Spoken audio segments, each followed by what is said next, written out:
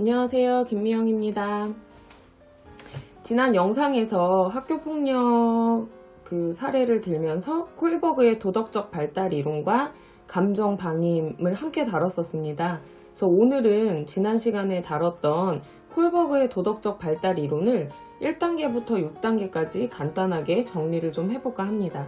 일단 1단계는 벌과 복종의 지향의 단계인데, 지난 시간에도 말씀드렸다시피 이때는 부모님한테 혼나거나 이런 행동을 통해서 도덕성을 확립하기 시작하죠.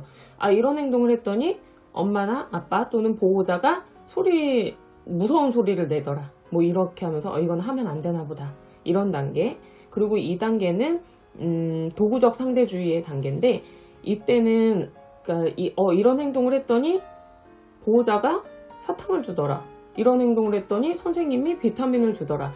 이거는 뭔가 받을 수 있는 행동이구나, 잘하는 행동이구나, 이렇게 인식하기 시작하는 거죠. 그러다가 3단계가 되면 이제 그때는 대인관계, 조화로운 대인관계의 단계인데, 이때는 내가 1단계와 2단계에서 배웠던 것 또는 인식했던 것을 잘 정리를 해서 대인관계를 통해서 그게 맞는지 틀리는지 확립하는 단계라고 말씀을 드렸습니다. 그와 더불어서 이때는 초보적인 협동을 하기 시작하는데, 예를 들면 이거예요. 지난번에는 너 장난감 가지고 놀았으니까 이번에는 내 장난감 가지고 놀자. 지난번에는 너가 이거 과자 사왔으니까 오늘은 내가 사갈게, 뭐 이런 식으로. 이렇게 했으면 이렇게 하는 거구나, 저 친구가 저렇게 해줬으면 나는 이렇게 해주는 거구나, 이런 단계를 통해서, 대인관계를 통해서 도덕성을 발달시킨다는 거죠. 그러다 이제 4단계가 되면 법과 질서 지향의 단계가 됩니다. 이때는 초등학교 4학년이나 5학년쯤이라고 보시면 되는데, 이때 학교에서 학급회의를 아이들이 자기네들끼리 진행하기 시작하죠. 그래서 우리가 지켜야 될 질서, 규칙을 스스로 정하고 그것을 스스로 지켰는지 안 지켰는지 체크하기도 하고, 이런 단계죠. 이 단계가 잘 발달이 돼서 5단계인 그러니까 합법성, 사회계약과 합법성의 단계에 다다르게 됩니다. 그러니까 우리가 이거는 합법적인 거야, 불법적인 거야, 이걸 통해서 저 사람 합법적인 행동, 그러니까 불법적인 걸 하면 저 사람은 나쁜 사람, 뭐 이런 식으로 인식을 하기도 하잖아요.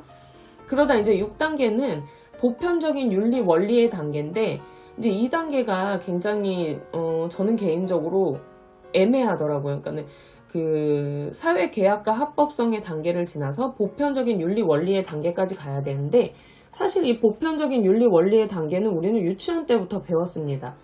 하지만 이게 성장하면서 대인관계를 통해서 확립하기도 하고, 법적인 부분, 질서, 규칙 이런 거에 따라서 좀 윤리 원리가 개개인마다 다 달라지기도 하고, 이렇다는 거죠.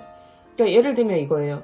우리가 유치원 때는 분명히 물을 아껴서 쓰기 위해서 손을 씻을 때 비누칠을 하는 동안은 물을 잠궈놓고 비누칠을 하는 걸로 배웠습니다.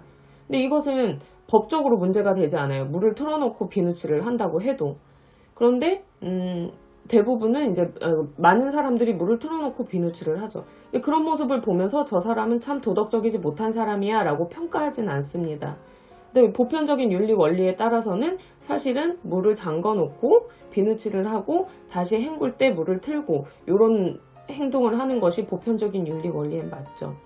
그래서 이렇게 오늘은 콜버그의 도덕적 발달 수준 이론을 1단계 벌과 복종의 지향 단계, 2단계 도구적 상대주의의 단계, 주의의 단계, 3단계 대인관계의 단계, 조화로운 대인관계의 단계, 4단계 법과 질서 지향의 단계, 5단계 사회계약과 합법성, 6단계 보편적인 윤리 원리, 이렇게 해서 콜버그의 도덕적 발달 이론을 정리해 봤습니다. 감사합니다.